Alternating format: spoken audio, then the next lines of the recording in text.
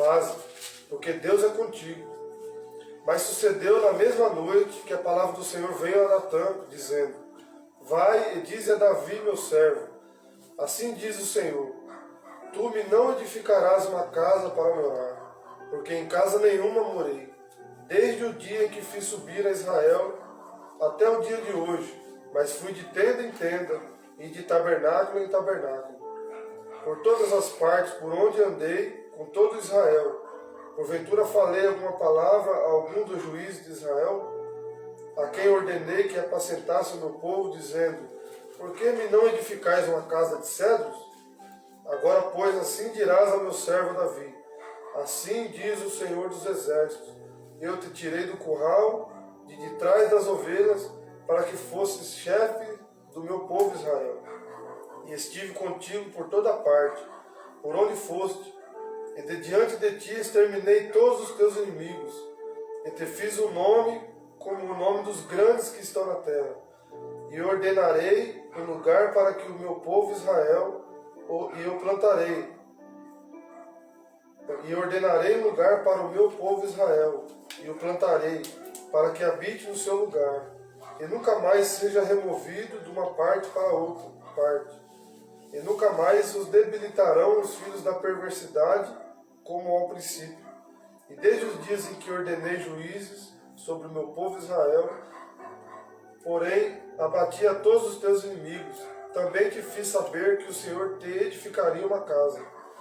E há de ser que, conforme forem cumpridos os teus dias, para ires a teus pais, suscitarei a tua semente depois de ti, a qual será dos teus filhos, e confirmarei o seu reino.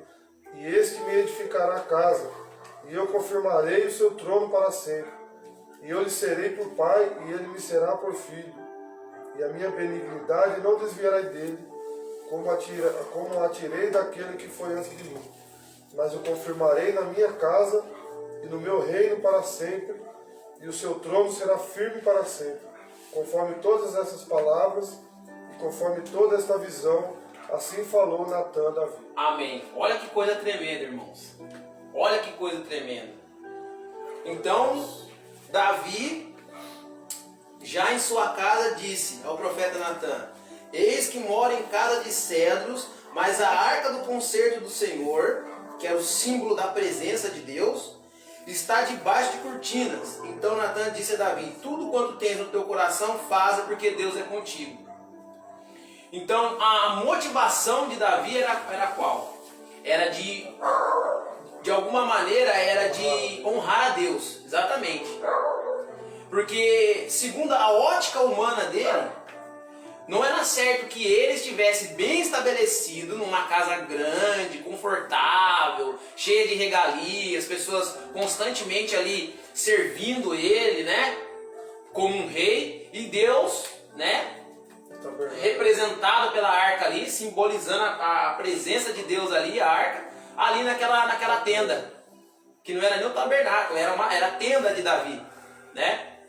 E o Natã, que é o profeta, ele fala o que para Davi? Olha, Davi, tudo que tu tens no coração, faça, que Deus é contigo. Por que ele disse isso? Porque Davi era um homem segundo o coração de... Ou seja, Davi era um homem que a intenção dele era uma intenção de poder demonstrar realmente que Deus, você entendeu? Era o Senhor, que Deus era quem reinava, Deus era quem governava, que era Deus que efetuava de verdade, entendeu? A boa obra em favor do povo, e não ele como rei.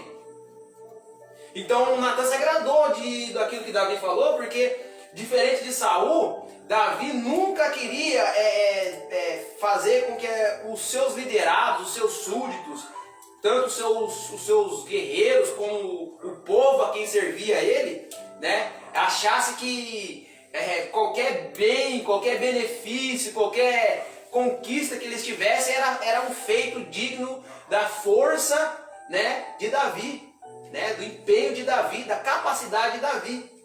Saul ele queria sempre demonstrar que ele era um rei que estava com seu coração voltado ao povo e as suas intenções estavam sempre em torno daquilo que poderia fazer com que o povo o admirasse, o louvasse, sabe? O reconhecesse.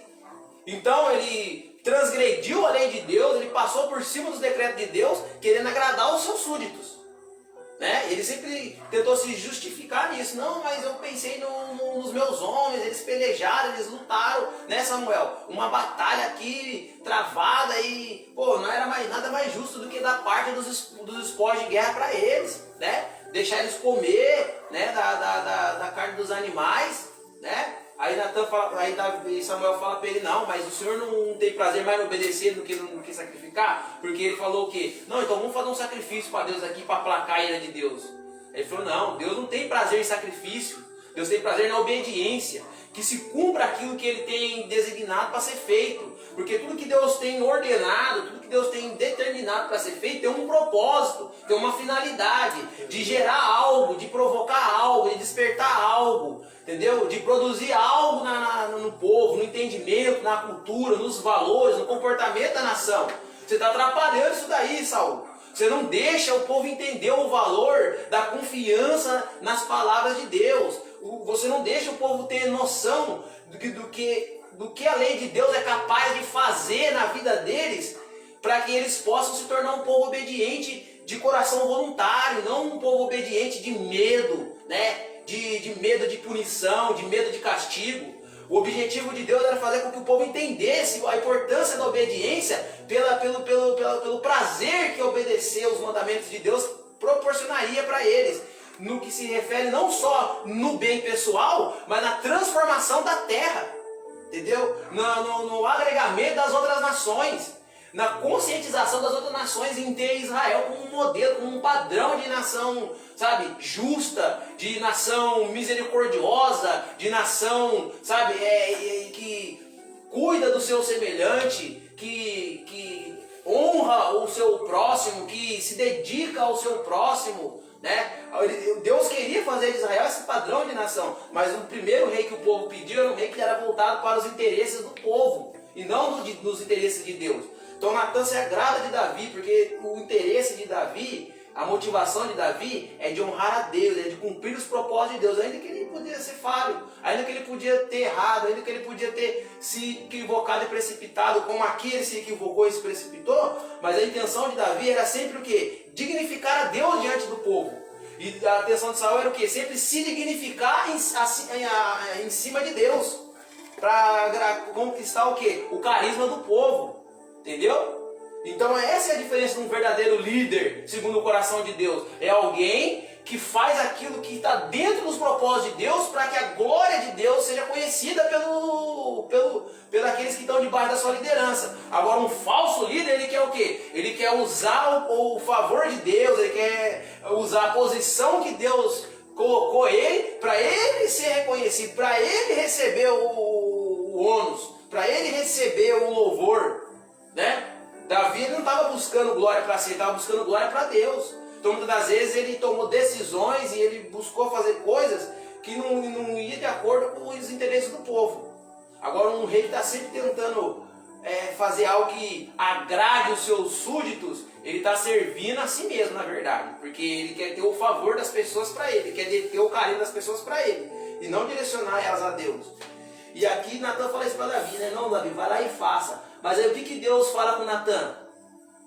Na mesma noite Deus aparece para Natan e fala para ele assim, ó, você vai voltar lá em Davi e vai dizer para ele assim, ó, assim diz o Senhor, tu não me edificarás uma casa para morar, porque Deus não, ele fala aqui, eu não habitei em casa nenhuma, eu não morei em casa nenhuma desde o dia que eu tirei aquele povo do cativeiro do Egito, mas eu fui de tenda em tenda, eu fui tabernaculando com o povo. Porque eu queria que esse povo tivesse uma noção, eu queria que esse povo tivesse um conceito de lugar diferente de uma região geográfica. Eu queria que esse povo tivesse uma consciência de que a minha maneira de habitar com eles é na convivência, é na interação deles.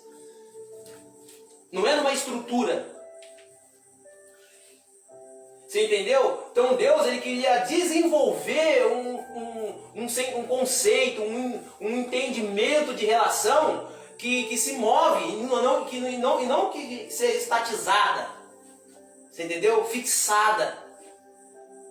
Porque Deus queria que eles já fossem desenvolvendo esse conceito que o Novo Testamento ensina, de um Deus que habita no homem, de um Deus que se move através do homem, que usa o homem como seu agente condutor da sua graça, da sua misericórdia, da sua manifestação.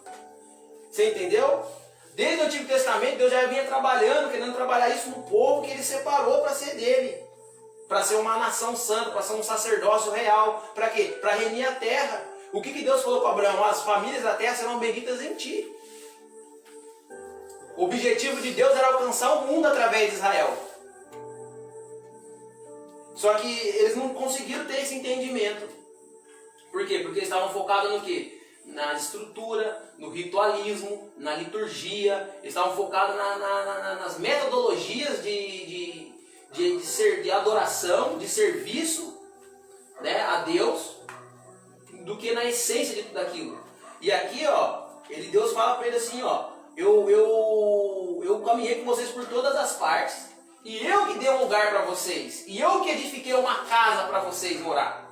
Quem precisa de estrutura, quem precisa de se estabelecer geograficamente, somos nós, não Deus.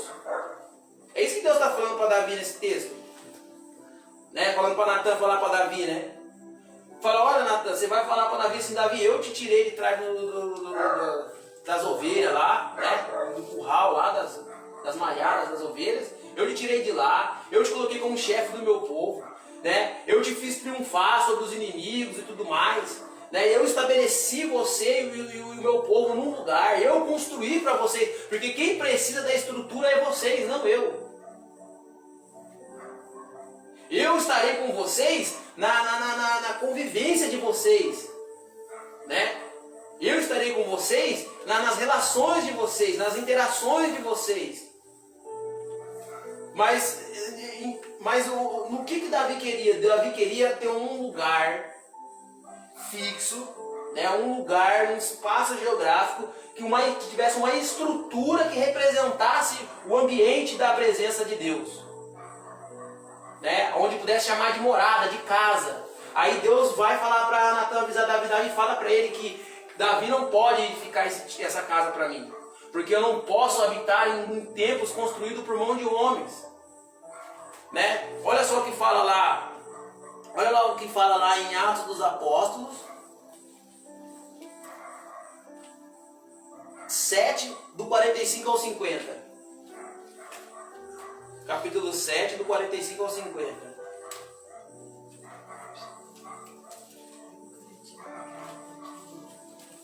Atos dos Apóstolos? Capítulo 7.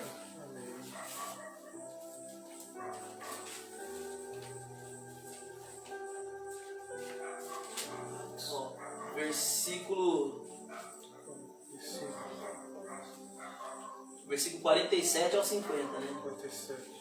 Atos quantos? Atos 7, versículo 47 até o 50. Ó. Vou ler aqui para adiantar. Ó. E Salomão lhe edificou casa, mas o Altíssimo não habita em templos feitos por mãos de... Como diz o profeta, o céu é o meu trono e a terra o estrado dos meus pés. Que casa me edificarias? Diz o Senhor. Ou qual é o lugar do meu repouso? Então aqui está falando que quem que edificou uma casa para Deus? Salomão. Mas Deus habita em templos feitos por mão de homens? Não. Então esse filho que Deus está falando aqui, ó, que edificaria uma casa para Deus eterna, que ele teria esse filho de Davi, da descendência de Davi como filho, e ele teria o próprio Deus como seu pai, não é Salomão. Porque essa casa que Salomão construiu, Deus não a considerou como casa dele eterna, que nunca seria removida do seu lugar. O que o texto de 2 Crônicas está falando? Está falando de uma casa perpétua, de um reinado de um filho de Davi que nunca se extinguiria, nunca acabaria, de um filho de Davi que teria Deus como seu pai, e o próprio Deus teria ele como seu filho. Como que é Salomão, se o reinado de Salomão se extinguiu, se acabou? Como que é Salomão, se o templo que Salomão construiu não existe mais? A casa que Salomão construiu de estruturas de tijolo, né, de pedras, né, uma casa física, né, não está mais lá, não existe mais, ela foi destruída, ela não pode ser esta casa. Então esse Salomão, filho de Davi, não é o descendente que Deus falou que viria da raiz de Davi e que edificaria uma casa eterna para ele, que jamais seria removido do seu lugar, que teria um reinado que jamais teria fim, e teria uma relação de pai e filho com ele. Quem é esse descendente de Davi então, se não é Salomão? É Jesus, varão. E qual é esse templo que Jesus construiu? Vós sois o templo do Espírito Santo. Vós sois a habitação, a casa de Deus. Vós, não é você, é vós. É vós. Né? Isso aqui não é uma coisa individual, é uma coisa coletiva. Pedro ele vai falar que nós formamos edifício espiritual, morada de Deus, porque somos pedras vivas edificadas uns sobre os outros, sendo sustentados uns nos outros. Esse é o verdadeiro templo de Deus. Você está entendendo? Essa é a verdadeira habitação de Deus. Porque ele falou, onde 2 ou 3 estiverem reunidos em meu nome, ali eu estarei presente. Então essa fala, essa linguagem evangeliquez de vamos para a casa de Deus, vamos de santificar um salão comercial, uma estrutura de alvenaria, como um lugar santo, sagrado, habitação de Deus, onde lá que é o lugar de culto a Deus, é errado, irmão. Você entendeu? É errado. Ela é nociva, é uma afirmação nociva que vai inculcando a mente das pessoas que elas só adoram Deus, o lugar de culto a Deus, a casa de habitação de Deus é uma estrutura, e não é, toda a estrutura será abalada, derribada, que Jesus falou daquele templo lá, que Salomão construiu. Isso daqui, eu derribar em 3 dias, aqui não ficará pedra sobre pedra, perdão, confundi o texto. Em verdade eu vos digo, vocês não estão vendo essa estrutura toda aqui, que os discípulos estavam andando com Jesus no templo e mostrando para ele o templo. Olha, Senhor, que beleza de templo, né, de palácio que foi construído para o nosso Deus habitar. Ele falou, está vendo tudo isso aqui? Não ficará pedra sobre pedra. Mas quando ele disse, olha, derribai este templo, eu levantarei ele em 3 dias, ele falou de si mesmo. Porque ele é o verdadeiro templo de Deus. Vocês estão entendendo? A intenção de Davi era boa.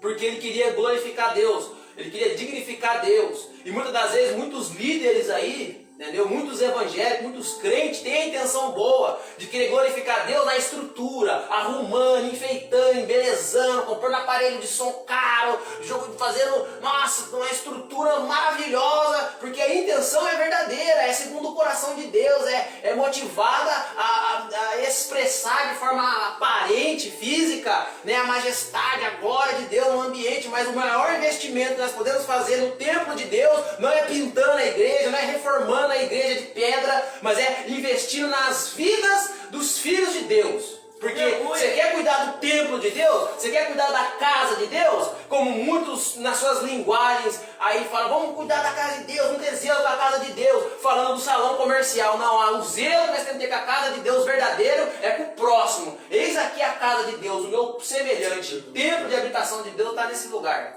Na vida de uma pessoa. Então se eu quero cuidar, se eu quero investir, tem que ser no ser humano. Porque eu não sou contra, irmão, a ter um salão, a ter um ponto, que Deus nos deu a graça de ter um lugar, faz parte, mas jamais eu vou deixar de cuidar de uma vida, de uma família, para poder pagar 5 mil reais numa aparelhagem de som. Jamais eu vou querer investir em cadeira e deixar de investir em pessoa. Aleluia, é verdade, Deus. Irmão, e a verdade, ela nunca foi aceitada no seu tempo. Os profetas nunca foram aceitados na sua época. Depois de várias gerações passadas, os filhos daqueles que mataram os profetas falaram. Eles eram profetas de Deus e falaram em nome de Deus. Jesus no seu tempo não foi aceito pelos seus líderes religiosos, pelos representantes de Deus da época. Como essa palavra hoje não é aceita. Você entendeu? Não vai ser aceita. Porque isso daqui confronta a conveniência da estrutura. É verdade.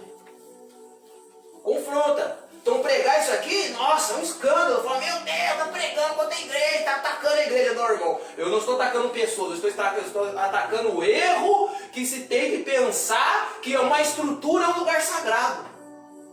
Jesus, ó, não vou nem aprofundar muito nisso aqui, né? Deixa eu ver que hora que é. 8h16 ainda. Então, Jesus é esse descendente de Davi, de um reino que não tem fim, que não se extingue, que edificaria uma casa para Deus que seria eterna e jamais seria removida do seu lugar, como está no texto aqui de 1 Crônicas 17. Viu? Ó, este me edificará uma casa e eu confirmarei o seu trono para sempre. Eu lhe serei por pai, ele me será por filho, e a minha benignidade não desviarei dele, como atirei daquele que foi antes de ti. Está falando de Saul. Mas o confirmarei na minha casa e no meu reino para sempre. Esse aqui é Jesus, não é Salomão. Esse templo aqui não é o que foi destruído lá em Jerusalém no ano 70 pelo general Tito, quando invadiu com os exércitos romanos Israel. Esse templo aqui é a igreja viva do Senhor, o edifício espiritual que Pedro fala lá na sua epístola. Que nós, como pedras vivas, uns somos edificados sobre os outros, formamos edifício, casa espiritual de Deus. Vós sois o templo do Espírito Santo. Nós, a nossa comunhão, a nossa relação, com o entendimento, na nossa identidade de filho de Deus, nos torna igreja. Porque não adianta só congregar, só ajuntamento, só assembleia. Porque uma congregação de pessoas, dentro de qualquer espaço geográfico, você entendeu que seja, uma sala de uma casa, um salão comercial, um púlpito, com um altar, tudo bonitinho, nos seus moldes, nos seus padrões formais, mas que estão desconectadas umas das outras, que estão ali por motivações individualistas, buscando pelo meu, pelo eu, você entendeu? Não é igreja. Igreja de verdade é um ajuntamento dos filhos de Deus que entendem que são filhos de Deus, que entendem o seu papel de filho de Deus, de manifestar a essência da natureza, do caráter de Deus na relação. Eu entendo que eu me ajunto com o meu irmão para edificar a vida dele no Senhor, para que ele venha cada dia mais ter condições de ser um agente da presença de Deus nessa terra. Da revelação de quem é Deus nessa terra. Então eu supro meu irmão, eu socorro meu irmão, eu cuido do meu irmão. Se eu estou na igreja por causa da minha bênção, da minha vitória, dos meus sonhos, dos meus projetos, eu não estou dentro de uma igreja, ainda que ela tenha púlpito, ainda que ela tenha altar, ainda que ela tenha cadeiras, ainda que ela tenha tudo que uma estrutura que der o nome de igreja tem. Ela não é uma igreja. Igreja de verdade é um grupo, um ajuntamento de pessoas com o entendimento do propósito, da sua natureza, da sua identidade de filho, em manifestar a glória do Pai, em ser um agente de transformação na terra, de ser um cristão, um pequeno Cristo. Glória a Deus. Você está entendendo? Amém. Sim, Jesus. Louvado seja Deus. Agora vamos lá. 17:24 de Atos dos Apóstolos, irmão. Lê para nós.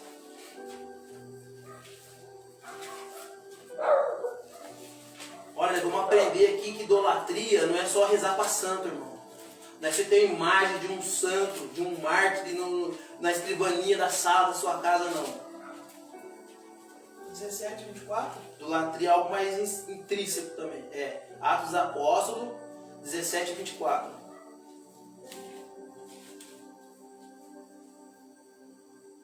24 até o 29. Leia com nós aí, irmão. Amém. O Deus que fez o mundo e tudo que nele há, sendo o Senhor do céu e da terra, não habita em templos feitos por mãos de homens, nem tampouco é servido por mãos de homens, como que necessitando de alguma coisa. Pois Ele mesmo é quem dá a todos a vida, a respiração e todas as coisas. E de um só fez toda a geração dos homens, para habitar sobre toda a face da terra, determinando os tempos já dantes ordenados e os limites da sua habitação, para que buscassem ao Senhor, se porventura, tateando, o pudessem achar, ainda que não está longe de cada um de nós. Porque nele vivemos e nos movemos e existimos, como também alguns dos vossos poetas disseram, pois somos também sua geração. Sendo nós, pois, geração de Deus, não havemos de cuidar que a divindade seja semelhante ao ouro, ou à prata, ou a pedra esculpida por artifício e imaginação dos homens. Amém. Olha isso daqui, que coisa tremenda. Lá no capítulo 7, do 47 ao 50, quem discursa é Pedro. Depois, o que precede esse discurso de Pedro é a morte de Estevão. E se nós formos ler aqui, irmãos, a morte de Estevão, foi por causa do quê? Por causa de que Estevão começou a debater teologia com algumas denominações judaicas que existiam naquela época. Existiam alguns segmentos do judaísmo, como nos dias de hoje no cristianismo, que tinham suas preferências interpretativas da lei. Era uma das sinagogas era chamada Sinagoga dos Libertos. Aí tinha um consenso assim, de discussão teológica entre os teólogos mais respeitados nos nossos dias, do passado. Eram mais ou menos uns 4 grupos que tinha ali, né? Atos dos Apóstolos 7, Atos dos Apóstolos 6, que é a morte de Estevão. Viu? Só para mim não errar na mira. Seja aqui, ó, versículo 8 vai dizer: Estevão, cheio de fé e do poder, fazia prodígios e grandes sinais entre o povo. E levantaram-se alguns que eram da sinagoga chamada dos Libertos, isso mesmo, e dos Sirineus e dos Alexandrinos e dos que eram da Cilícia e da Ásia, e disputavam com Estevão. E não podiam resistir à sabedoria e ao Espírito com o que falava. Então subornaram os homens para que dissessem: ouvimos-lhes proferir palavras blasfêmias contra Moisés e Deus. E excitaram o povo, os anciões e os escribas, e investindo contra ele o arrebataram e o levaram ao conselho. E apresentaram falsas testemunhas que diziam: este homem não cessa de proferir palavras blasfêmias contra este santo lugar. Olha lá para você ver, ó. Qual que era a concepção de lugar santo para eles? Qual que era a concepção de lugar sagrado para eles? Lugar geográfico, lugar físico, lugar estrutural. Você entendeu? Então, qual que foi o argumento deles para poder colocar Estevão contra o povo? Que Estevão estava blasfemando contra o templo físico, o templo de pedras, né? Feito de madeira, de pedras, feito pela mão dos homens. E olha o que ele está falando aqui, ó. Porque nós lhe ouvimos dizer que esse Jesus do Nazareno há de destruir este lugar e mudar os costumes que Moisés nos deu. Qual que é os costumes? As tradições cerimonialistas, ritualísticas que Moisés passou na lei para eles praticar dentro do templo, né? Na vida deles, no cotidiano deles. Então, o que fez com que Estevão morresse na pedrada? Foi pregar uma mensagem que confrontava a vida ritualística, cerimonialista e o conceito de ambiente estrutural, ambiente pautado num projeto feito pela mão do homem como ambiente de adoração, de culto a Deus. Olha que interessante. Aí Pedro ele começa a ministrar depois dessa morte de Estevão, e Pedro vai bater em cima dessa questão e falar que Deus não habita em templos feitos por mão de homens, apesar de Salomão ter construído um templo para ele. Porque o que tinha matado Estevão foi logo justamente essa falsa acusação de que ele estava desmerecendo a estrutura do templo, o lugar geográfico onde eles reputavam como um lugar sagrado, lugar santo, lugar de habitação de Deus. Eu estou pregando contra a igreja, estrutura, estou pregando que nós não devemos cultuar dentro de um salão comercial, que é errado ter uma igreja, uma estrutura para a gente cultuar Deus ali dentro. Eu não estou pregando isso. Estevão também não estava, mas eles acusaram Estevão. Por quê? Porque as palavras de Estevão estavam cortando, porque elas faziam sentido, elas faziam uma lógica que não agradava o coração daqueles homens, porque ela desconstruía toda a sensação de mérito, de dignidade, de autoridade, de sujeição, você entendeu? Porque pregar dessa forma, irmão, desconstrói toda a forma hierárquica e organizacional que as religiões criaram em torno de Deus. Porque um diácono não é nem um cargo direito, não é nem um cargo direto. É uma designação para servir as comunidades de fé que cresciam tanto que os discípulos os apóstolos já não estavam dando conta de atender às necessidades sabe, as necessidades materiais das pessoas. Então eles falaram assim, escolhe vocês, homens que tenham estes padrões morais e éticos, pautados nos princípios dos valores de Deus, para que eles ministrem sobre vocês esse próprio negócio. De pegar o recurso e cuidar de quem que o discípulo cuidava? Do verdadeiro templo de Deus, das viúvas, dos órfãos. Levar a palavra. E os diáconos foram levantados para isso. De repente alguém questionou Estevão e falou assim, você está tirando o dízimo aí do que está sendo recolhido aí dos irmãos e levando para o templo? Estevão falou assim, não, importa mais é pegar esse dinheiro aqui e servir a eles com as suas necessidades do que eu levar o dízimo lá para o templo. Aí alguém falou, você está falando de blasfêmia! Primeiramente tem que tirar o dízimo do templo, você não pode fazer isso, você não pode pegar o que é de Deus e dar para os pobres. Jesus falou assim para os fariseus, vocês invalidam a lei de Deus com a tradição de vocês. Vocês inventaram um tal de corbã, porque na lei de Deus vocês tinham que cuidar dos seus pais. Mas como vocês não querem cuidar dos velhinhos, vocês falam que o que vocês têm, que poderia servir para os seus pais, vai ser corbã lá no templo. E aqui agora é Paulo que está afirmando esse mesmo ensino aqui onde você leu. E o que ele falou? Que Deus, o próprio Deus, habita nos homens. E o próprio Deus está habitando em toda a terra. E que nele nós vivemos, existimos e nos movemos. Então aonde quer que você vá, Deus estará lá com você.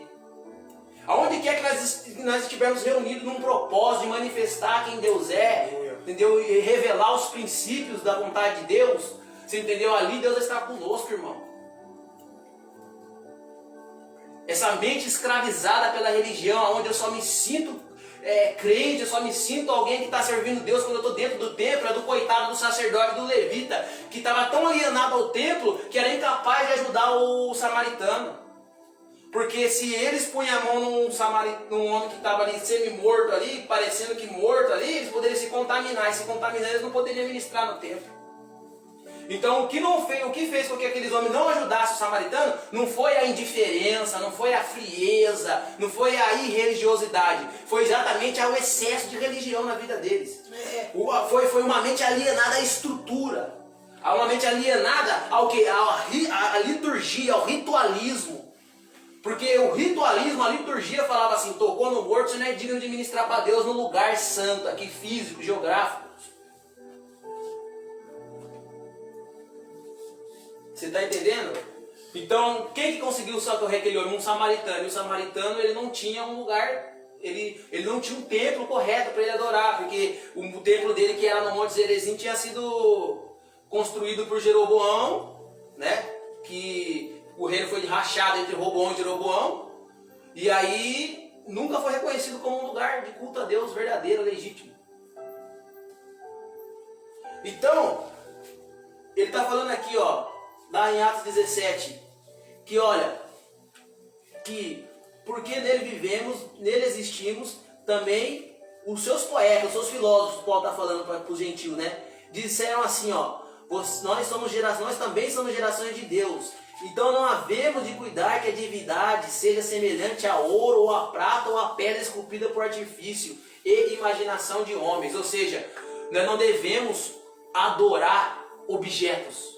Nós não devemos acreditar a coisas, a objetos, o ônus de sagrado, de santo.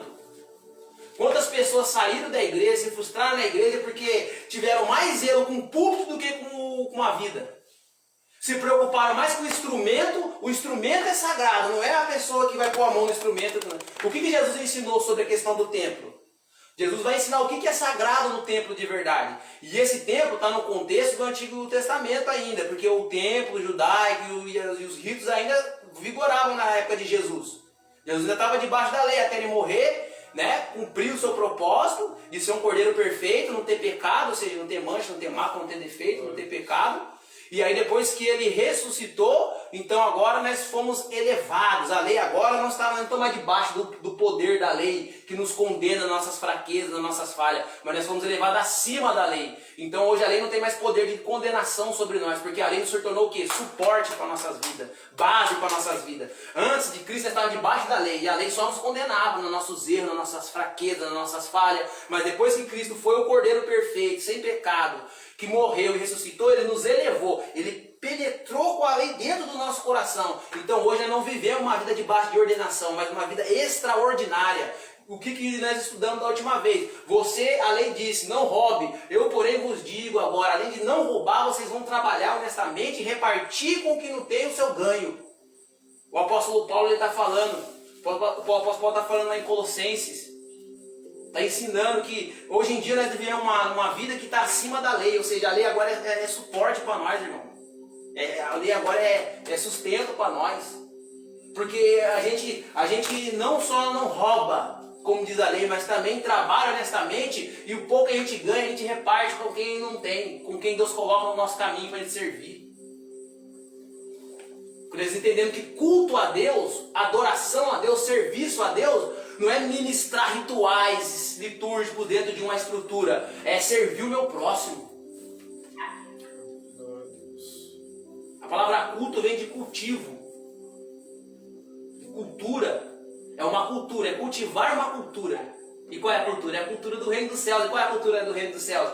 Uma família de Deus que se ama, que se preza, que se cuida, que se importa uns com os outros, que não vive a vida contente, conformado e sossegado com o meu bem-estar, com a minha comodidade, com o meu conforto, se o meu irmão não estiver bem também.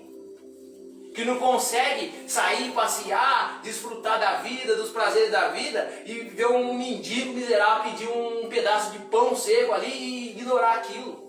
Aí a até brinca comigo, fala, nossa, Rodo, nós não pode sair muito, porque aonde a gente vai sempre parece alguém pedindo dinheiro ou pedindo comida para você. E toda vez que alguém pede, eu não consigo não dar.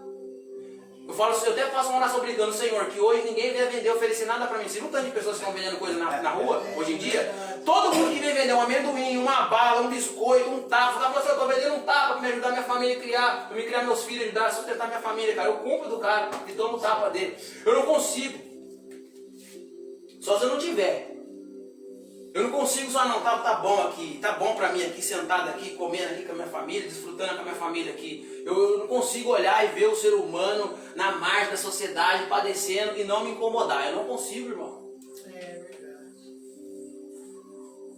O dia que nós estávamos sentados lá no Luiz também foi assim. Foi tanta gente, primeiro veio uma senhora, que eu tava comendo, né, um espetinho lá que a gente gosta, ela falou pra mim assim, eu queria comer um espetinho desse. Eu peguei e paguei pra ela. E a outra vez veio também já com uma menininha. Eu falei pro Geraldo, vai ficar difícil, porque todo mundo viu lá, todo mundo vai querer. Mas é verdade, aí você faz essas coisas, você não consegue ficar sem fazer. Mas só que as pessoas também aproveitam disso, né? Tem muitos que aproveitam, porque você vê a necessidade ali de um cara vendendo uma balinha, de uma mulher até mesmo vendendo um paninho de prato. Porque eu falo, porque eu já passei por isso, né? De viver de paninho de prato. Mas só que tem os abusadores também. Mas a gente, como é cristão e está aprendendo isso, a gente fica com o coração imaginando, né? Se eu não der... Olha o ensinamento que Jesus deu. Jesus falou assim, se você desejar... A lei diz o quê? O que a lei diz? Não cobiçarás, não cometerás adultério. Jesus falou assim, se você desejar no coração, você já cometeu adultério. Aí Jesus falou assim, se alguém pedir a túnica, você vai dar a capa. Se alguém fazer você andar 1 milha, você vai andar 2. Você vai sempre além do que a lei te mandar. Não pode ter aquilo como perca, né? Olha para você ver, você sabe qual que é o contexto histórico? O contexto histórico de Jesus falar assim, se alguém te fazer andar 1 milha, você vai andar 2, sabe qual que é o contexto? Os soldados romanos eram homens ruins. Os caras eram frios, sem sentimento, porque fazer parte do exército romano, você tinha que estar pronto para ver sangue, irmão, para ver carnificina, para não ter dó nem compaixão de criança. Se tivesse que matar a criança, eles matavam. Eles tinham que seguir ordens. E existiam muitas companhias, né, do exército romano dentro de Israel. Muitas companhias. E essas companhias, esses acampamentos deles, né, esses assentamentos deles, precisavam muitas das vezes de lenha, de água. E você sabe o que o soldado fazia? tinha o costume de fazer, igual fizeram com o Sirineu, que ajudou Jesus a carregar a cruz, ele olhava para a cara do judeu passando assim e falava: ô, você vem cá, pega essa lenha aqui para mim e vem comigo. Ele usava o povo judeu como servo deles. Se você estudar o contexto cultural da questão política da época, você vai entender por que Judas se decepcionou com Jesus. Eu não estou falando que Judas estava certo se decepcionar com Jesus, mas o que levou Judas a se frustrar com Jesus? O que fez a multidão rejeitar Jesus com tanta veemência? Porque é um povo que era oprimido, explorado na sua própria terra por pessoas estrangeiras, e que eles anelavam por um libertador. E Jesus figurou esse personagem que ia libertar eles. Mas a liberdade que Cristo veio fazer foi uma liberdade interior, espiritual, emocional. Para que a liberdade exterior, a redenção da criação, venha na sua segunda vinda. A redenção do nosso corpo e da criação na segunda vinda. Mas o negócio deles era o quê? Uma solução imediata, momentânea, para a situação atual que eles estavam vivendo. Por isso que enganjar em questões políticas, irmão, é cair no erro do povo que traiu Jesus. É cair no erro de Judas. Crente que vai brigar na internet por política, para defender político, para defender partido, tá igual os Zelote e os Iscariote, querendo um líder espiritual para resolver demandas da terra, questões terrenas, que são breves e momentâneas. E Jesus falou, são breves e momentâneas, não tem que se comparar com a glória eterna. Não se preocupa com o tipo de governo, com o tipo de liderança, com o que vão ensinar nas escolas, com o que vão botar nas leis, porque isso não destrói o povo de Deus, pelo contrário, só faz ele crescer cada vez mais. Se fosse assim, não existia cristianismo na China, não existia cristianismo no Oriente Médio, porque lá é proibido portar uma Bíblia, lá as crianças vão para a escola, tem que dobrar lá diante do líder do governo lá, do ditador lá, e não existe filho de crente lá. E aqui no Brasil, que tem toda a liberdade para cultuar, para adorar a Deus, os filhos do crente não estão desviando antes de vir alguma lei qualquer que tenha te ensinar qualquer valor pervertido para os nossos filhos na escola. Então é um sofismo isso daí, irmão, que estão ensinando, levando os crentes a ser como aquele povo que traiu Jesus, por causa de demandas políticas e sociais da época. Então, quando Jesus falou assim, meu, sabe o soldado romano covarde que para você no meio do seu afazer do dia, está com sua família, igual o Sirineu estava passando com a família dele, ó, vem cá, pega aqui essa lenha aqui, pega aqui esse jarro d'água aqui, pega aqui essas cargas aqui e vamos comigo. E, geralmente era sempre para fora da cidade, porque eles não iam dormir dentro da cidade, porque eles tinham medo de alguma insurgência, de algum grupo revolucionário atacar eles na noite. Então sempre ficavam 1 quilômetro e pouco para fora da cidade, dos acampamentos dos soldados. Aí o que o judeu tinha que fazer? Andar 1 milha muitas das vezes, carregando a carga dos soldados para os soldados. Imagina que revolta que não tinha. Aí Jesus vira e fala assim, sabe isso daí que acontece com vocês? Não anda uma não, anda 2 quando fazem vocês forçosamente pegar a carga que é deles e levar e fazer vocês levar, vocês levam 2 milhas, não levam uma só não. Olha só, irmão. Esse é o Evangelho. Esse é o Evangelho. O que é o Evangelho que Cristo ensinou. Não é esse Evangelho de triunfo, né? Esse Evangelho aí da ostentação. É totalmente diferente, irmão. Totalmente diferente o verdadeiro Evangelho de Cristo. Aí Cristo vai falar sobre templo com eles dentro do contexto de templo da época. Mas hoje nós, já estando na graça, já entendendo o que é templo de verdade, o que é o altar do Senhor de verdade, nos dias de hoje, no tempo da graça, nós vamos interpretar da forma hoje que ele realmente é, certo? Aqui Jesus vai estar falando de templo mesmo, que era o templo da época. Mas nós sabemos que espiritualmente isso tem outro sentido, diferente do literal aqui. Que vai dizer aqui assim, Mateus 23, a partir do 16, para nós estar encerrando, tá bom? Ai de vós, condutores cegos, pois que dizeis, qualquer que jurar pelo templo, isso nada é, mas o que jurar pelo ouro do templo, esse é devedor. Insensatos e cegos, pois qual é maior, o ouro ou o templo que santifica o ouro? E aquele que jurar pelo altar, isso nada é, mas aquele que jura pela oferta que está sobre o altar, esse é devedor. Insensatos e cegos, pois qual é maior, a oferta ou o altar que santifica a oferta? Olha só o que Jesus está ensinando aqui. Os fariseus, eles falavam o quê? O que eles ensinavam? Que o que tinha valor era o ouro e não o templo. Era a oferta que era depositada dentro do templo. Os recursos que eram depositados dentro do templo e não o templo em si. que o que tinha valor, o que era santo, era o sacrifício que era colocado sobre o altar, não o altar que santificava o sacrifício. Jesus estava falando para ele assim, o que tem valor é o templo, não é os recursos que estão no templo. E esse templo aqui, que Jesus estava falando literal, que era o templo da época, é qual templo nos dias de hoje? Nós. Então Jesus está falando aqui, o que tem valor é o templo de Deus, que somos nós. Nós sabemos que hoje esse templo somos nós. A nossa comunhão, a nossa vida em Deus, em família. É isso que faz com que os recursos sejam santificados. É isso que faz com que as coisas que vêm em nossas mãos tenham um sentido santo, ou seja, separado do mundo. Porque as coisas os recursos que vêm com o entendimento do mundo é o meu direito. É para mim desfrutar, é para mim me beneficiar. Mas quando os recursos que vêm para este templo aqui, olha a revelação dessa palavra, que vem para esse templo aqui, vem com esse entendimento, eles são santificados. Então não se trata só de mim o que eu tenho. É um bem que Deus me concedeu para servir os meus irmãos, para servir a causa do reino de Deus.